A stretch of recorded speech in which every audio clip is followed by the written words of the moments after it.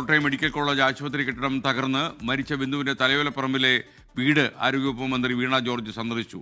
കുടുംബ അംഗങ്ങളുമായി ആരോഗ്യവകുപ്പ് മന്ത്രി സംസാരിച്ചു. കുടുംബത്തിന് സർക്കാർ എല്ലാ സഹായവും നൽകുമെന്ന് ആരോഗ്യവകുപ്പ് മന്ത്രി ഉറപ്പ് നൽകി. എല്ലാ തലത്തിലും തന്നെ കേൾക്കുന്ന ഒരു ക്ലീഷ് ഡയലോഗാണ് ഇപ്പൊ കേട്ടത്. വേറെ ഒന്നുമല്ല. ഇപ്പോൾ ഇത് സംഭവിച്ച ഒരു പ്രൈവറ്റ് ബിൽഡിങ്ങിലായിരുന്നെങ്കിലോ, മുനിസിപ്പാലിറ്റി അത് ഇത് മറ്റേ തേങ്കൊല എന്നൊക്കെ പറഞ്ഞ് അവർ ലോക്കിട്ടാനെ. പക്ഷേ ഇത് സർക്കാർ സ്ഥാപനമാണ്. ഇവരുടെ ക്ലീഷ് പതിവ് ഡയലോഗാണ്. സാമ്പത്തികമായി സഹായിക്കാം, അല്ലെങ്കിൽ ഫ്രീ എഡ്യൂക്കേഷൻ, സർക്കാർ ജോലി, മറ്റത് മറിച്ചത്, തേങ്ങാക്കോല. വീഴുന്ന വീട്ടുകാരുമുണ്ട്, വീഴാത്ത വീട്ടുകാരുമുണ്ട്. എനിക്കൊന്നേ പറയാനുള്ളൂ, പൊളിച്ച് കളയേണ്ടതൊക്കെ പൊളിച്ച് തന്നെ കളയണം. ചുമ്മാ ജനങ്ങളുടെ ജീവൻ വെച്ചിട്ട് കളിക്കരുത്.